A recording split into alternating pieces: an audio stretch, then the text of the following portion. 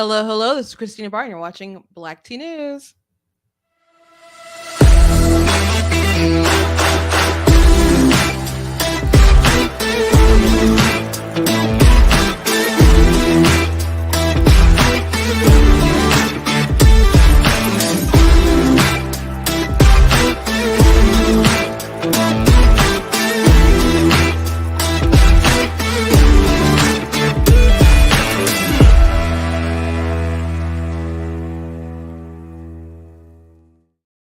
Hello, hello. Welcome to Black Tea News. I'm your host, Christina Barr, and today we're going to briefly talk about the January 6th referring Trump of the DOJ to prosecute Trump, etc., which very flimsy performative. We know that.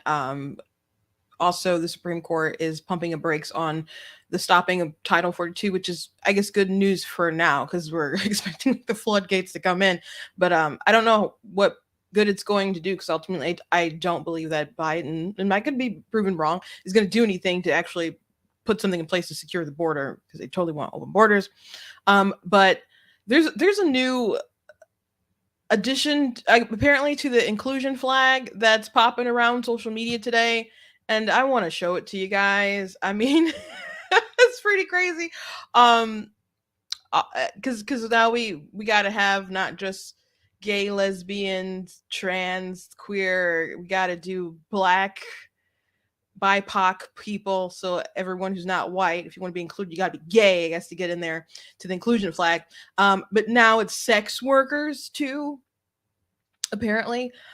So we're including going with that. And I also wanted to talk about, which I didn't have time yesterday, this video that one of the reporters from the Blaze put out. They went to a drag show in Texas.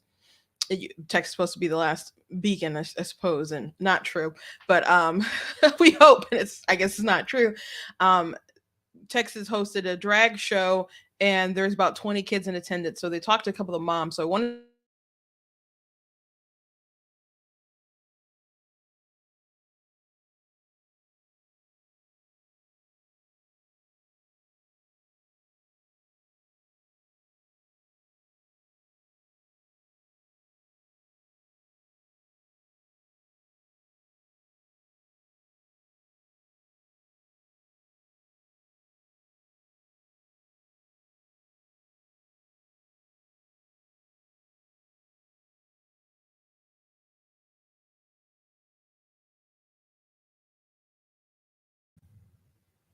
So if you haven't had the opportunity to uh, read that article, please go ahead and look at it at blacktnews.com.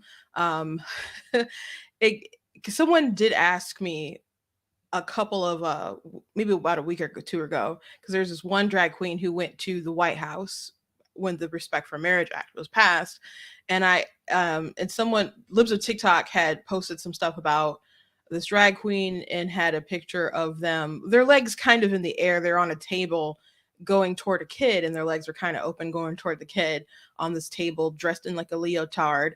And so someone posted the video, and they're like, this is like deceptive, show the whole thing. So they posted the video. And to be fair, I do think Libs of TikTok strategically took that steal to post for the drag queen. I do believe that.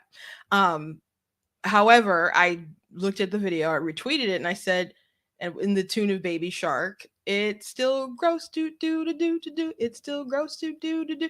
And so someone who was a new follower, I don't know if they're a new follower, but they're a follower of mine. And so they said, that's why. That's why was it still not appropriate. So I wrote an article explaining it. So the gist of it, which I still encourage you guys to go ahead and read the article, is that these people do adult entertainment. It's not appropriate for kids. And even if they tone it down and they just show up in their leotard singing Baby Shark, or they go to the library to read a book or whatever, the reason why they have been hired is not because they're just people in colorful makeup, because you can always just hire a clown. The reason why they're hired is because they are adult entertainers, because they are provocative and and do this really depraved stuff that is for adult entertainment and is not geared toward children. But there is a move to normalize so much of the sex stuff today. And I'm going to make the case, or um, after I show this video, that the left really is pushing this idea that nothing is pretty much off the table as long as there's consent. And I'm glad at least we have consent. I think Michael Knowles brought this up the other day. But how long will consent even be there? Because I don't even think they care about true informed consent, especially with the kids, because kids can't consent to certain things, because they don't have the capacity to know all the repercussions. There's a reason why kids don't sign contracts and stuff. But I played for you guys. I think it was Thursday, maybe. There was a committee that was looking at stuff about crimes or attacks or hate crimes against trans people. And so there was someone who was a witness who spoke in front of the House, and they have an organization, and a Republican asked, like, well, what's consent for you? And they said, oh, well, it's in Colorado, it's 12.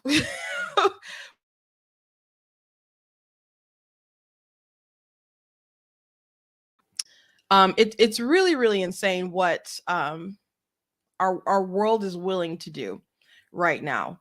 So before we jump into that story, again, go to blacktnews.com, check out that article and share it with people, because people, I don't know, because it doesn't happen around certain people, that it doesn't register. And unless it happens at your school, your community, or you're tuned with social media, you may not understand or know this big push that's going on.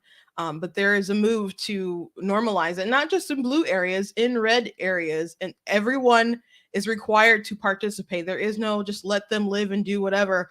No, they want a cultural participation with all this stuff. It's a big move to normalize it. And if you don't say no, and if you don't be intolerant of it, and I mean in a peaceful sort of way, but you got to be intolerant and indignant of the stuff. If you don't take a stand, it's just going to continue just taking up the ground. As Jean-Luc Picard said, the line must be drawn here, this far, no further. That's what we have to do. So please check out that article. Also check out different merchandise that we have on the website, since Trump just, they're trying to indict him. So we'll show the goat hoodie, goat t-shirt, and get that at the blacktnews.com. And I do have it in different colors if you want to check that out. I almost wore this shirt today, but I decided not to, because to be frank, I just didn't want to iron the sleeves. But I do have a long sleeve version of this denounce white supremacy, defeat Joe Biden shirt, with a list of some of his racist stuff on the back. And there's other stuff you guys can get at the website as well. So go ahead and go to blacktnews.com. And if you enjoy what I do here at the website, or when I stream or whatever, please go to blacktnews.com and consider leaving a donation at the donate page. It costs to stream, costs to run my website, costs to do all sorts of things. If you like to help with that overhead, I very much appreciate it. And if you can't, if you frankly don't want to, I appreciate everyone who likes, who shares, who subscribes. And by the way, if you come across my stuff on YouTube, I got a lot of people who jumped in because of my short videos. I don't know why YouTube isn't really allowing people to find other videos that I'm doing that aren't very short, because the boom I got in my subscriber count is not translating everywhere else. Some people have said that they're not getting notifications, so make sure that you are hitting the notification bell. And if you do like to watch stuff on Facebook, I do encourage you to also go on my YouTube page, because that will help. Once I get some more viewing eyeballs on some stuff, I will be able to monetize on YouTube as well. I have more than enough subscribers now, but I do need some more like viewing time. So go ahead and watch a long video and tell other people to watch a couple long videos so we can get there. But I think what I'm going to have to start doing, at least for a little while, is if I put out a longer form video, I have to put out a short version of it, because if your short is longer than a minute, it's not actually short. So it'll have to be like 45-second summary and go say, by the way, go look at the long video. And I don't think I should have to do that. I don't know why YouTube isn't allowing it to translate in that way. But I don't get it. Like a couple weeks ago, I was like trying to get to 1,000. Now about to hit 10,000, and it's like Twitter probably is my smallest following. TikTok is still my largest, like 90,000 on TikTok. On Facebook, it's 20,000.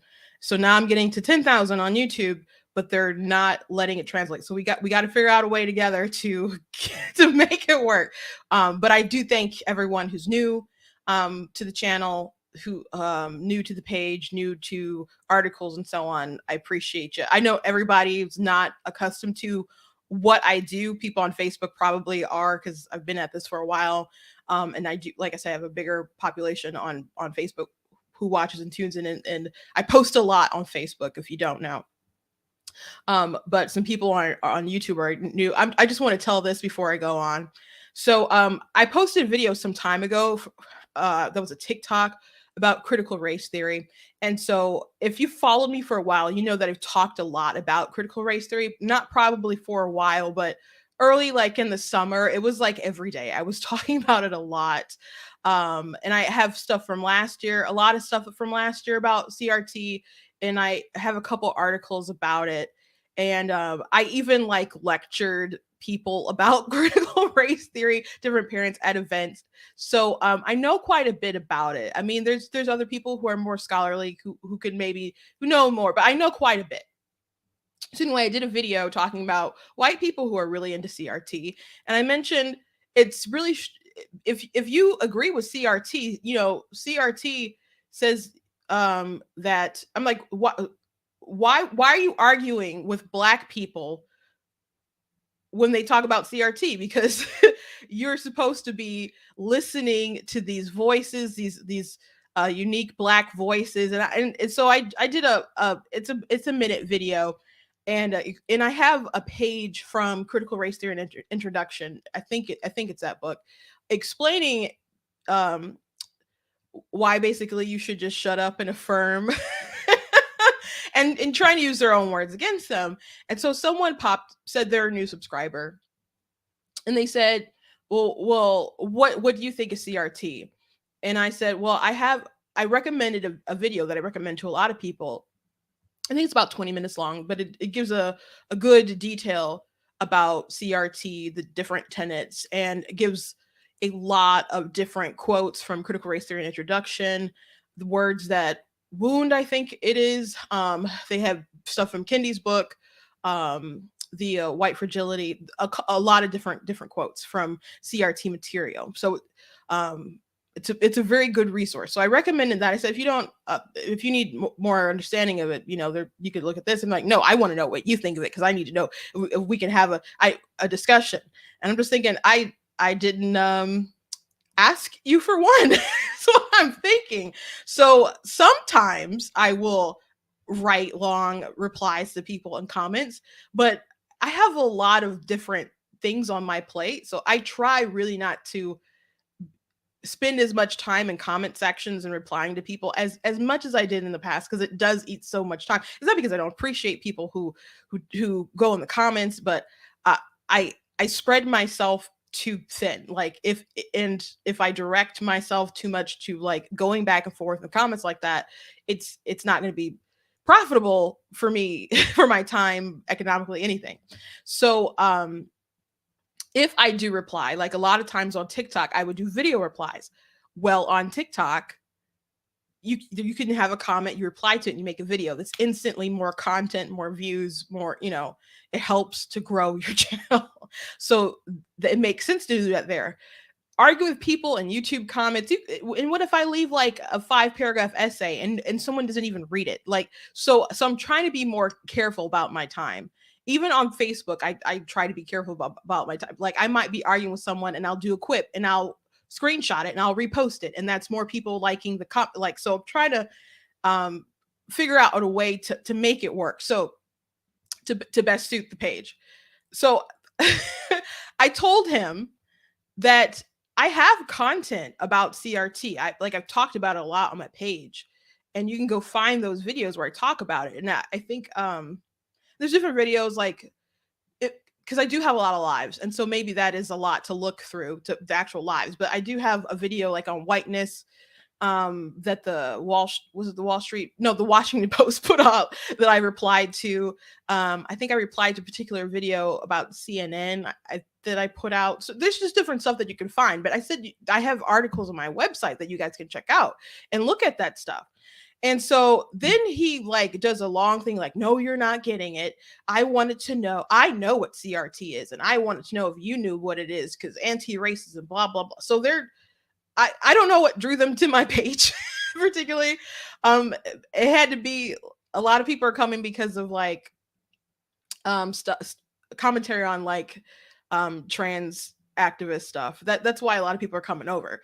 But he interjected all this doctrine and dogma and whatever, and I'm just like, I don't owe you like you he asked the questions not because he wanted to dispute the comments on the actual video, because he didn't even address it, and it has actual writings from a prominent CRT book, but he didn't even address that. He just wanted to find a way to disqualify me instead of the actual content that I produced, and to debate the actual merits of that. So he tried to see how much knowledge I had so he could just cut me down, and I wasn't willing to play that game. I said, if you actually genuinely cared about my content, then you could have searched for it online easily. You could have gone to the website and Google Black Tea News and find CRT. There's a couple articles. If you go to the columns, you have to scroll back a little bit because I haven't written about it in a while, but there's at least 3-4 articles that I've read, and I write all the stuff myself. So you'd be able to find it. You'd be able to find it. Talk about CRT in schools. I talk about CRT in relation to the Kyle Rittenhouse case. There's just a lot of stuff that I have that would give you a good inclination of what it is. And I don't think in his breakdown of it or whatever, I don't even think he brought up the tenets of CRT. So which is another side note, I think is so funny. In a very viral video that I did about Dylan Mulvaney, I'm editing a long form video about it, explaining the viral video and stuff and my thinking behind it. But I mentioned that Dylan Mulvaney, who's a trans activist, I said, if someone put on bronzer and called themselves black, we would call it blackface and cancel them. But if Dylan Mulvaney puts on like a pink dress or something and says, that he wants someone impregnated him or something, then that's just fine and dandy. And so people were offended that I called it referred it to blackface and compared it to blackface. And I had said that if Rachel Dolezal isn't a black woman, then he's not a woman. So people didn't like that, and they kept saying that gender is a construct, social construct, but race isn't a social construct. And so I had to keep mentioning to people, guys, one of the main tenets of CRT, one that's not controversial compared to like the other ones, is that race is a social construct. So it's funny that I'm sure most of these people who are commenting would try to defend CRT and then have no inclination that is a huge proponent of the philosophy that race is a social construct. So it's just funny. But again, like, one of my pet peeves is when I post something like a video or something and people don't want to stay on topic with it and they want to go off to their own world. You're not entitled to my time. You're not entitled to my platform. I appreciate everyone who comes on, but not if you're just going to be a jerk. So I just wanted to get that off my chest. I can get back to the news now. So before I talk about this trans flag, I'm going to briefly just mention the Trump stuff because most of the stuff we're going to have a culture kind of day.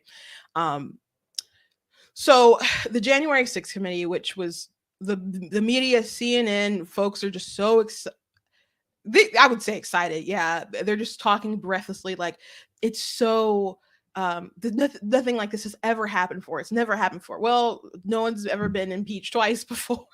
Like, there's so much stuff that's unprecedented with Trump, but also how they've treated Trump. Like the stuff we talked about yesterday about the FBI and Twitter and the Hunter Biden laptop story. That's crazy. And we'll have to dive deeper into all that stuff and really piece together how they've been actively undermining Trump from the get-go, which I mentioned, the last administration undermined the incoming administration, which was the Trump administration, to reinstall itself. No, Obama isn't president again, but his VP is the president. Jen Psaki was also in the Obama administration. You had quite a few people who were carried over from that administration. So just really, really, really shady stuff.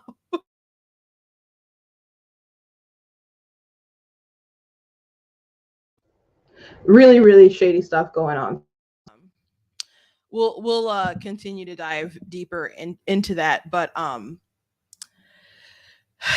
it was a big PR stunt. They want to go after Trump because the more people go after Trump, the more the people who love Trump want to defend Trump. I mean, he was kind of running out of a bit of steam, I would say, and then the Mar-a-Lago files raid thing happened, and people felt more like they had to defend him. It's just because so many people saw him as the guy who was just not their perfect guy, but the guy standing in the way of the people who clearly hate them. You've probably seen that meme where it's a picture of Trump. It's like black and white, or I guess grayscale technically, and he's just sitting in a chair looking kind of mean face, and he's just pointing and he's saying, they're not after me, they're after you, I'm just in the way. And people feel that right down to their soul. So when people attack him, especially after they feel that he stood up for them, they just feel more inclined to support him. So the harder they go after him, and if he can revitalize some base, because he is fracturing off support, it'll be good for the Democrats. I heard Ben Shapiro talking about how it's a win-win situation for them because one, they can keep it in the news, and the more that people feel like they needed to, if Trump, squeezes it out and he ends up becoming the nominee, they feel that Trump is the weaker opponent, as opposed to like if he ran against DeSantis or somebody. So they want him to be the nominee, but also if they keep elevating Trump and people get more defensive toward Trump and he gets shafted and Ron DeSantis ends up becoming the nominee or something, you'll have people who are still angry and don't want to come over and support or whatever. So, and then it just still keeps stuff in the news, and they'll frame everyone else still as election deniers, et cetera, blah, blah, blah, and keep it going as long as they possibly can. This is a long story that they keep stretching out, and they keep saying it's the worst thing since like the American Civil War. And I'm just like, our capital is actually like, I mean, we've had like actual terrorists and stuff do stuff to the US. And I mean, the optics of January 6th was like totally awful.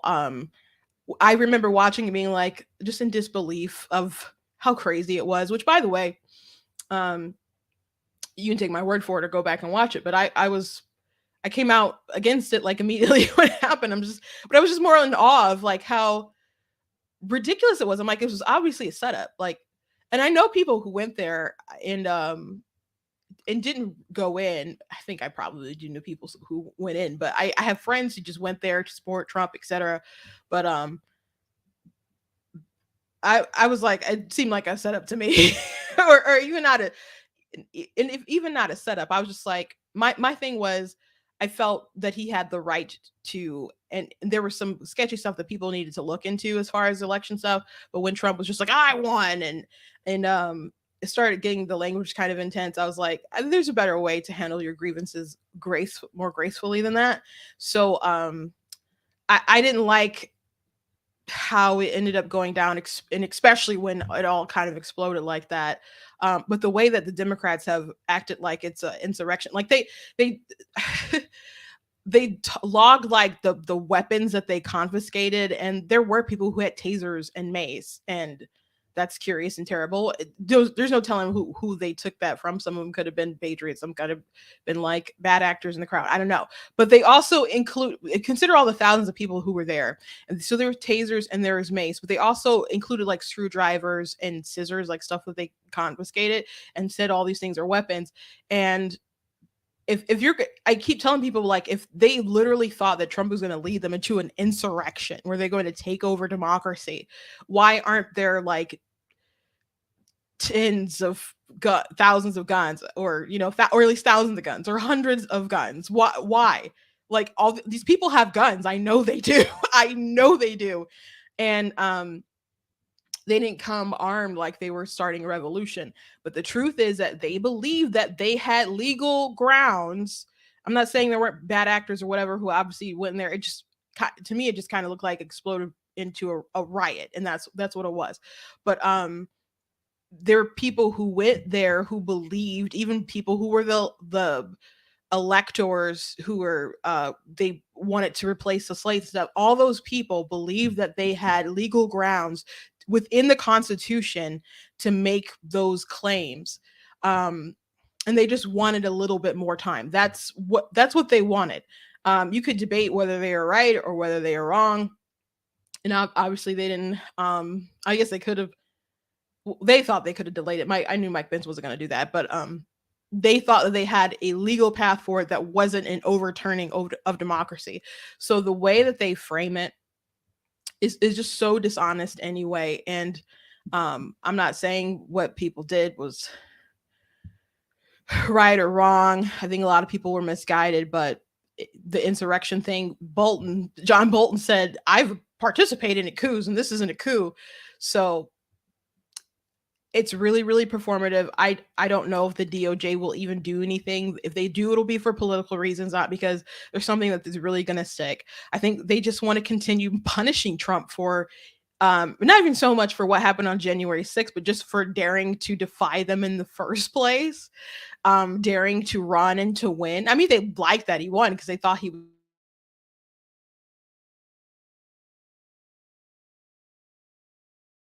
they believed that he was.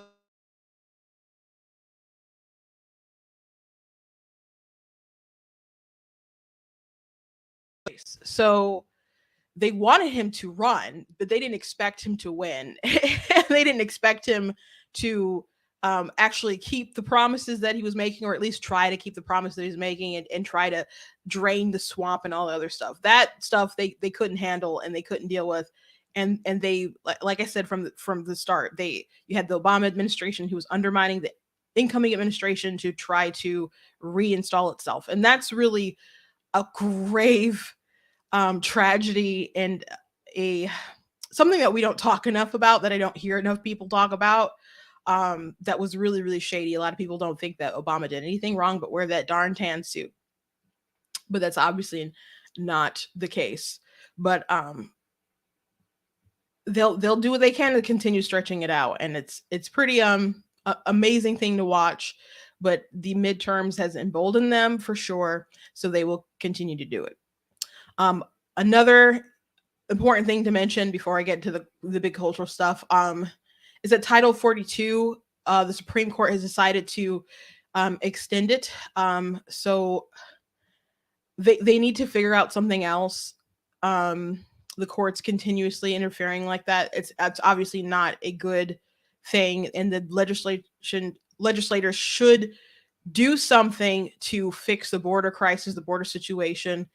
But I don't think that Biden is going to sign anything. So you do have El Paso, like they're declared a state of emergency as they brace for Title 42 to end.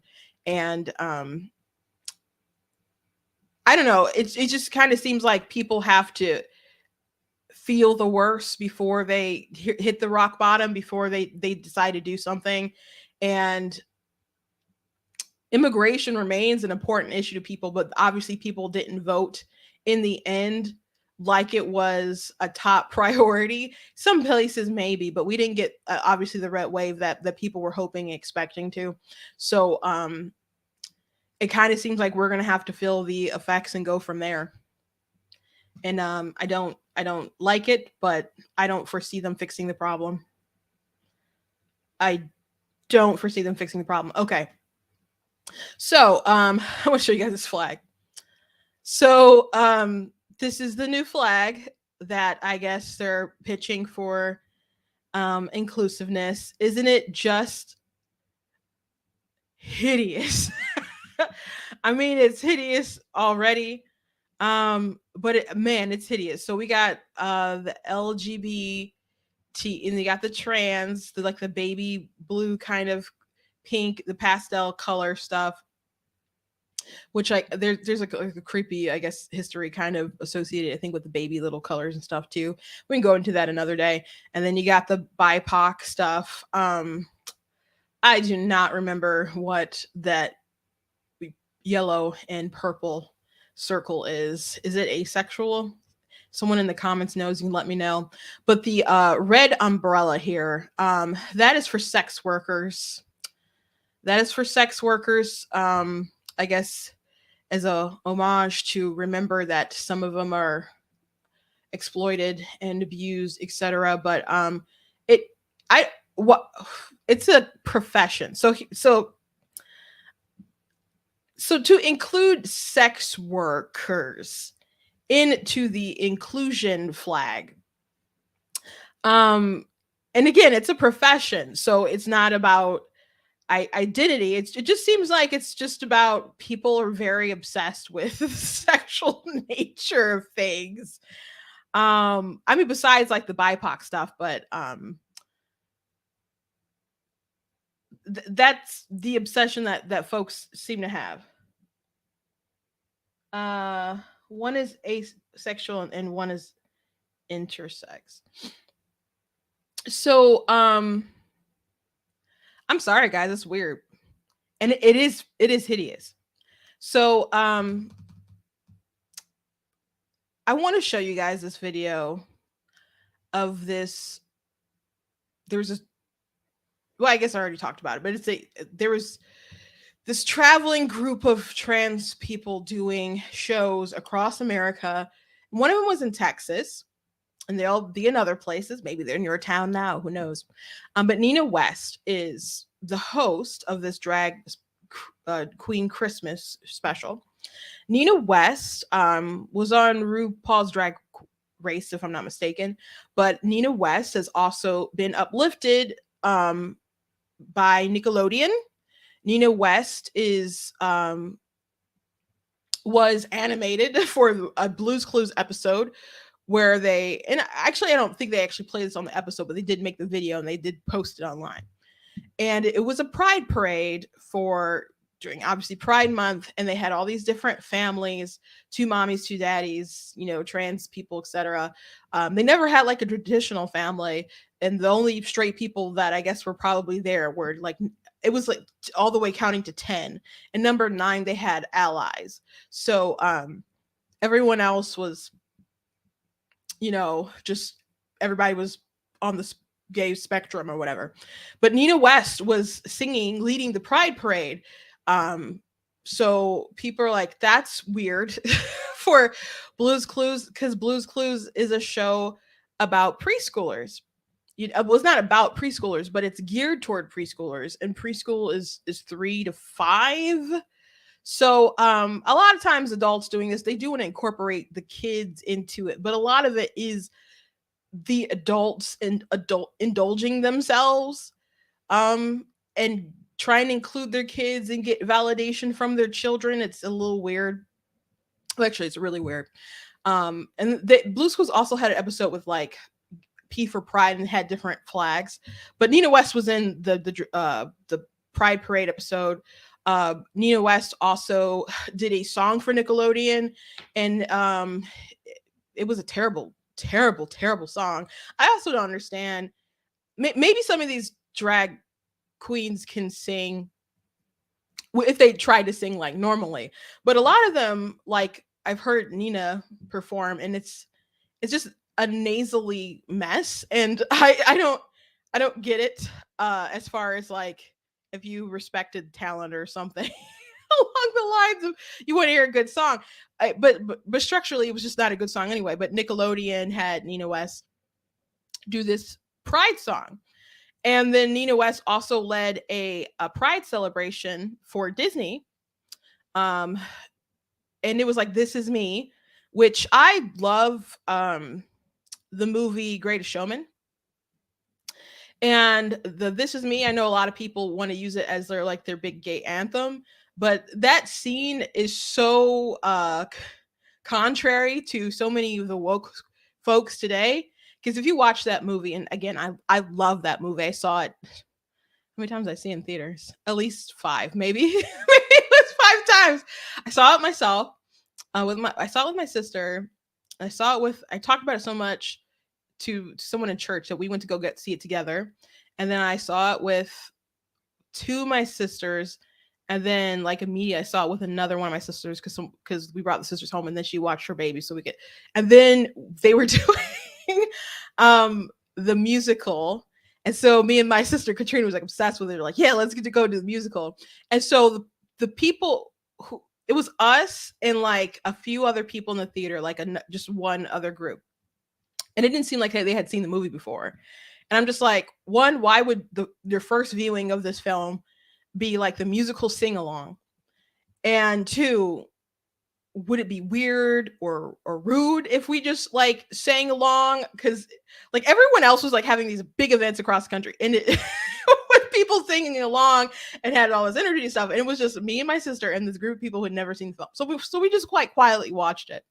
And then of course I bought it when it came out. I bought the soundtrack like immediately when I came home from the theaters that first viewing. But actually since having it, I've only watched it a few times since then. But I do love the film. Genuinely love the film. Love the music. Love the stories behind it becoming a film.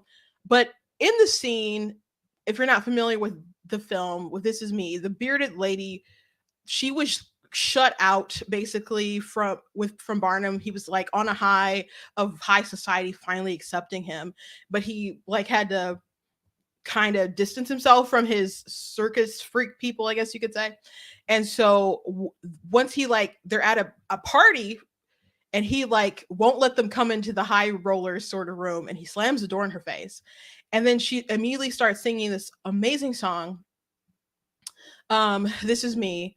And they go through her and everyone dances in the streets and they're just like, I'm here. I don't care what you say. You can hate me, whatever.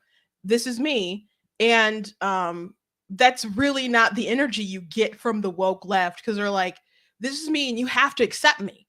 You have to accept me or we will destroy you. We will get you fired. We'll get you kicked off platforms. We will petition the government. Like they're not like, oh, I don't care what you say. I'm still going to be who I am. That's not how they are. So I understand they want this to be their big anthem, but it is very contrary to their whole identity and self-esteem. Very, very contrary. So, but they had a This Is Me spectacular and Nina West led it. So that's what Disney Plus is doing and supporting drag queens. They want to associate them with your kids. Nickelodeon wants to associate drag queens with your kids. But anyway, Nina West was the host of this event. And I thought about showing you guys lots of clips from there.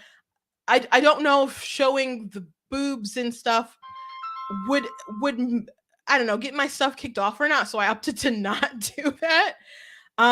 There are threads on Twitter that you guys can find. In my article that I posted today about the drag queens, there are some clips and stuff that you guys can go and watch. So you can go to blackteennews.com to see that a little bit more.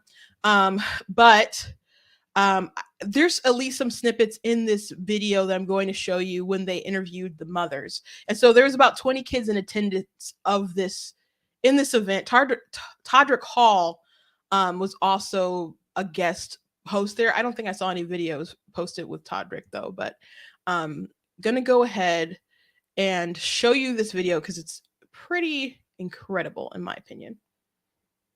Question: do you find this to be age appropriate for your children?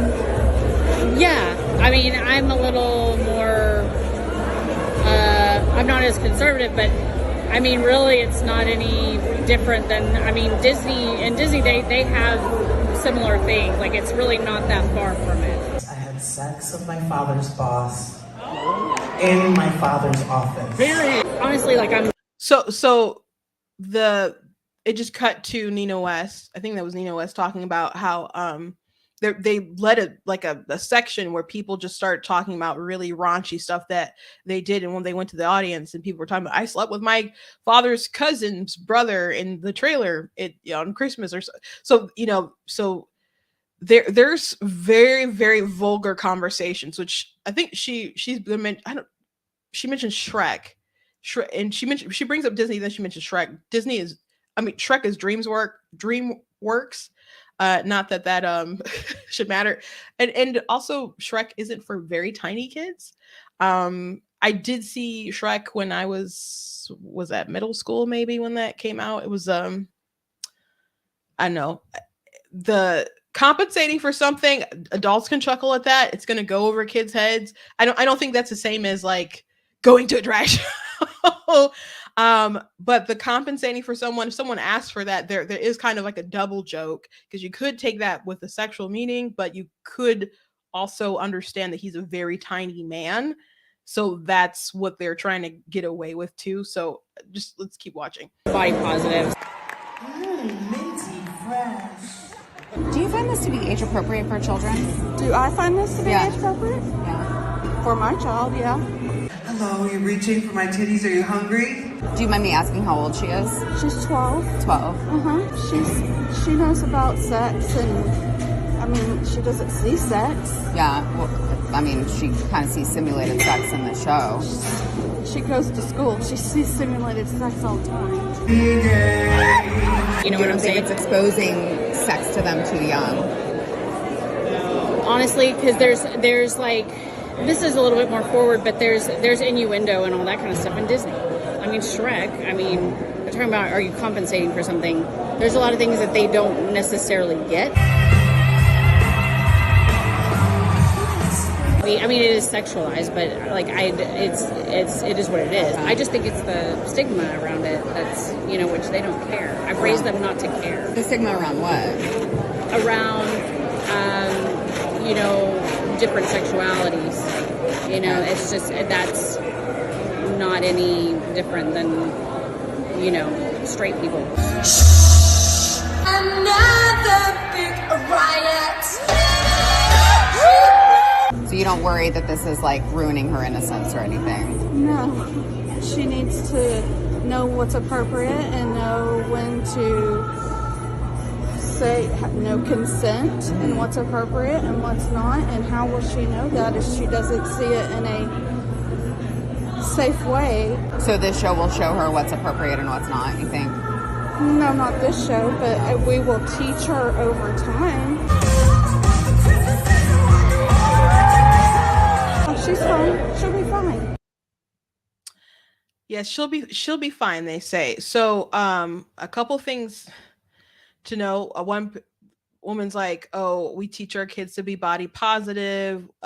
We don't care about the stigma of gay sex, as if it would be okay if there was just not heterosexual people doing that stuff and kids being in the audience. Like, do you take your children to, like, I don't know, Chippendales and stuff and those shows in Vegas? Because that would be weird.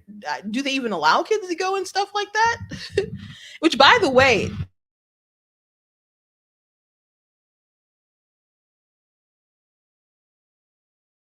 the point with like the drag queens and them doing all this stuff in the school libraries and having them read to the kids, they wouldn't do the same thing, or they don't do the same thing right now. We'll see.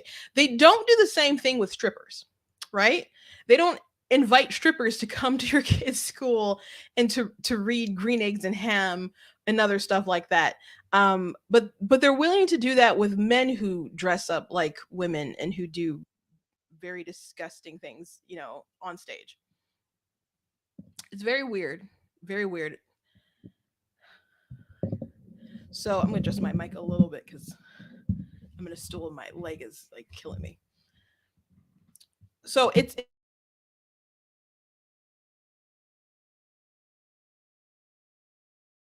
very strange. But one thing that they said was, we have to teach our daughter about consent, and this show, maybe it wasn't quite appropriate.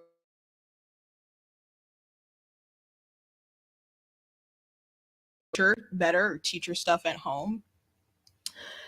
So as I said, like at the top of the hour, we're in a direction where folks on the left really it's like nothing is off limits as long as there's consent. But just because you have consent doesn't make a bad thing suddenly good because you agree to it. And with kids, like,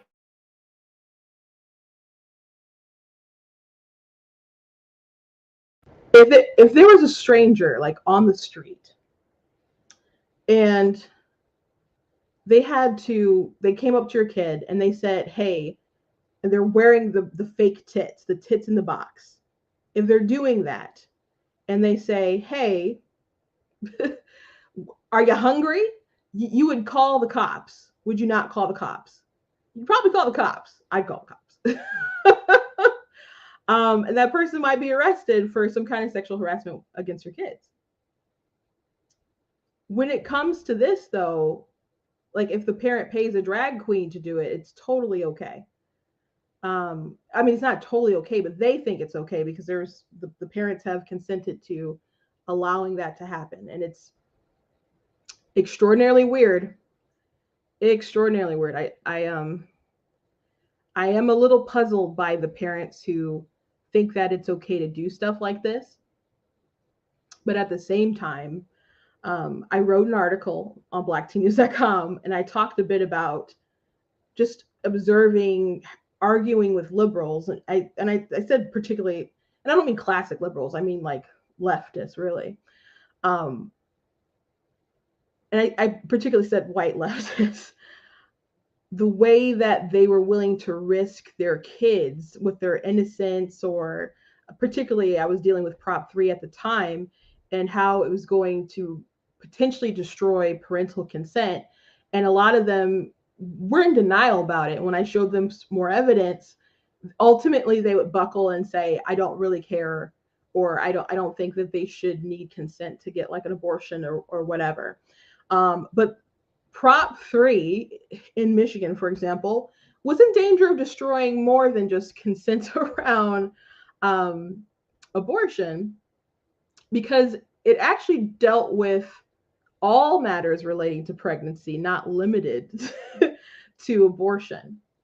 So, it was all matters, and it was like not limited to the particular things that they listed. And so there was actually 11 prosecutors, and granted, I think they're all like conservative Republicans, so you can take it for what you will, but actually put out a statement saying that if this passed, they were concerned on what sort of ripple effect it was going to have as far as like kids saying that they want to be sterilized. That was a big thing that people actually did talk about and debated when Prop 3 passed. But they also talked about how it could affect laws regarding sex education, because if the child, wants to learn that stuff, it gives the individual those rights that can't be, infringed upon by the state unless there's like a state compelled interest. But those interests can't intervene with their like autonomy and their decision making and clinical standards. So there's like 3 different criteria that they have to meet. So it makes it very difficult to have any sort of protection for people, period, regarding to any of those issues. And they also said it would make it very difficult to prosecute sexual predators. So I'm sure a lot of people who voted for it weren't aware of the other repercussions that it could have. It was really inappropriate and dishonest how it ended up getting on the ballot and what was actually presented on the ballot, because unless you took the time to actually seek out what it said, you wouldn't know. So I try to tell people, warn people, like if people don't know to vote no before they go to the poll, it's going to pass. And it did pass. I tried my darndest. A lot of people in the pro-life movement really, really tried very hard. The churches mobilized, but unfortunately we were just like overwhelmed with money from the other side, and they led a very deceptive and smart sort of campaign, with dishonesty. But that consent, if you believe that your child doesn't need consent to have a medical procedure like an abortion, to have it, that you don't even need to be notified, by the way, because people who advocated for Prop 3 in the past have at least tried twice to repeal parental consent laws already. So people are saying it wouldn't affect parental consent. It's just not true. So if you believe that your child that it's a good thing that they have that privacy regarding getting an abortion, or have that privacy and it's a medical procedure again. Having that privacy if they want to choose to be sterilized or something like that. The parental rights and education bill in Florida, so many people were so angry about that bill when the main focus of it was saying that teachers and schools and stuff cannot hide important medical information from parents. Why would you be against something like that? But there were instances in Florida where there are children who had the schools are going through different gender plans with them, and they were deliberately keeping things from the parents. In one case, the father didn't find out until the child actually tried to commit suicide. So the bill was warranted for sure. And you had all this national outrage. And I already mentioned, and I played last week, there was someone who testified at the House committee hearing about different transgender issues and stuff, and mentioned and was asked a question about age of consent, and she said that 12 is what they would consider the age of consent for someone to be able to start doing these things with their body and not needing parental consent, and they should be able to go to adult advocates of their choice. And there's so many people who push back and have pushed back against me when we have these conversations, and they'll say, well, if the child doesn't want to talk to the parent, then that's a failure on the parent's part. It's like, do you not believe children can be wrong? Do you not believe children can be afraid? Do you not believe that children can be bullied and coerced by other people? That children can be too embarrassed to go to their parents to talk about different things? Because I've been a child before. I know children. Children don't have the best grasp of the world, and neither do adults sometimes. So to not think that these are people that need to be protected is just really, really crazy. But if you think they don't need any sort of parental overwatch with those sort of issues, what else do you think that children should be able to consent to? And you must not obviously care about informed consent, because you can't tell me that a child on puberty blockers who's going to basically be groomed into going to this path forward, who might chop off their breast at 15, someone like Chloe Cole, it has everything in their mind like, oh yeah, I totally understand the repercussions of not being able to, if I get pregnant, feed my child with my bosoms one day. Like, you can't tell me that kids understand the depth of what can happen. There's a reason why parents are supposed to make those decisions, which, by the way, her parents did sign off on it, but they were coerced by other people, and they said, would you rather have a dead daughter or a son? And they threaten with suicide, and that's what they do. They do these different emotional blackmail tactics, which we've gone into before, that I just find truly, truly egregious and disgusting. But they want to push their ideology, and they also have a big cash cow to protect. So they'll keep pushing the boundaries as far as they can go. Consent is the only thing that right now that they care about. And again, they don't care about informed consent, but it's everything goes. These mothers who brought their children to this drag show where they had simulation of sex, which, by the way, one of the mothers said that her child goes to school. Her child was 12. So how is it that her child has seen these simulations of sex at school, like all the time? Does your kid see simulations of sex all the time at school? Because you should probably pull your kid out of that school. Now, I'm pretty much a go homeschool your kid kind of person right now. But definitely if your kid is at a school where they are continuously doing simulated sex, that is weird. And I would say that's abuse. Why are they in school doing that repeatedly? That's weird. And that's because of their friends. Your child needs new friends. Take them out of the darn school. That is so weird. It is so weird. And the other mother tried to downplay the sexual nature of the drag show, by referring to Disney and other stuff and jokes that would go right over their heads. That's not like openly pornographic, I guess. But they tried to say, well, this is just like a Disney cartoon. It's just like a DreamWorks cartoon. I'm like, I didn't see that version of Shrek that you must have saw. I know there's some weird like Shrek videos out there that people make, and maybe some weird glitches with like, I don't know, animation that folks find and put out or whatever. But that, I've seen some weird Shrek memes. But there's some dark corners of TikTok that you just got to block. But I don't know what she thinks that folks are seeing on the daily that makes that sort of show appropriate for her child.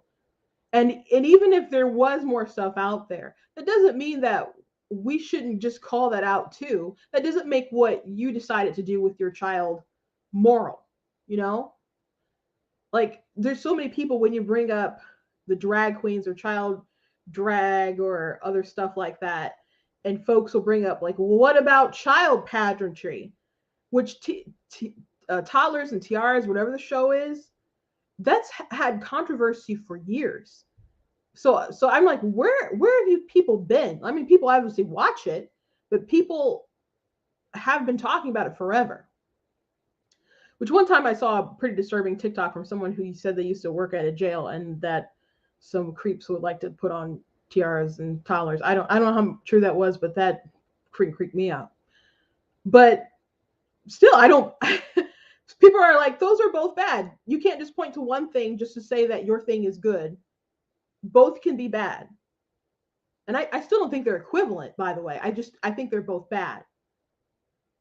Which, and there was a journalist, I forget which, I have the thread saved. I was going to go through it one day and do a video about it.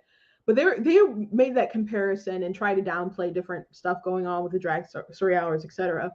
And they, like, as if parents don't have gripes about different stuff, which I thought was funny because in my house, my parents would even let us watch like the end of all that because there was like a secular group that performed at the end. My parents were very, very strict on, you know, what came on TV, what we watched, you know. They didn't mind like gore or anything like that so much, but sexual stuff, forget about it. Like they're very protective about those matters. They didn't like us watching secular stuff. They didn't even like us watching kids TV shows or other TV shows if the kids or people were too rebellious. Like we weren't allowed to watch Moesha because she was disobeying her daddy. And I think that mostly had to do with my older sister who was the most rebellious, and he just didn't want that kind of stuff getting into her head and influencing us and stuff. So I'm pretty sure there's a lot of things I couldn't watch just because of my oldest sister. But there's also a lot of stuff that I didn't want to watch. But like parents are very selective and protective of their kids. So to just pretend like it's okay now to just like have drag everywhere, that's just not the world that most people live in. And a lot of people see this as a fringe cultural sort of issue. But again, it's in your kids' TV shows. No, they're not like thrusting on the floor or something in your kids' TV shows. But the reason why they get drag people to do this stuff, again, not because they're colorful people or whatever, because you can get clowns to do stuff that they're doing, right? You can get clowns to do it. They hire these people at the store, at the libraries, and these other events because they are adult entertainers. They don't do the same thing for strippers, and these people don't come in a suit and tie, you know, and just happen to have like a side gig. No, they are adult entertainers, and they want them to have more association with your kids to make it more inclusive. But it's freaking weird. It's really, really strange. Now, there is a video, we'll have to talk about this more later. I watched a full interview with this ex-KGB agent, and his name is Yuri. I can't think of his last name off the top of my head, but I'm sure you can easily find the full Yuri interview on YouTube. I mean, I did.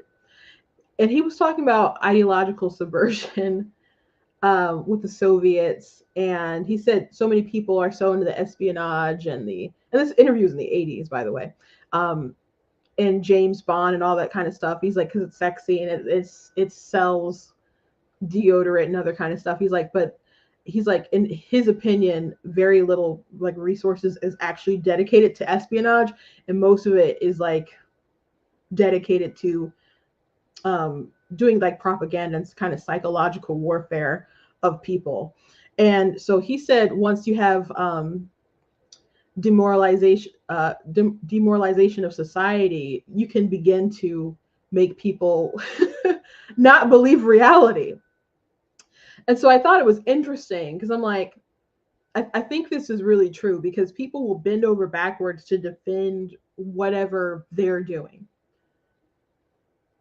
They'll bend over backwards for it. And we're in a society where there is no truth. Like the only virtue is to be authentic and genuine and true to yourself, not to do what you ought, but to do what you can because you feel like it.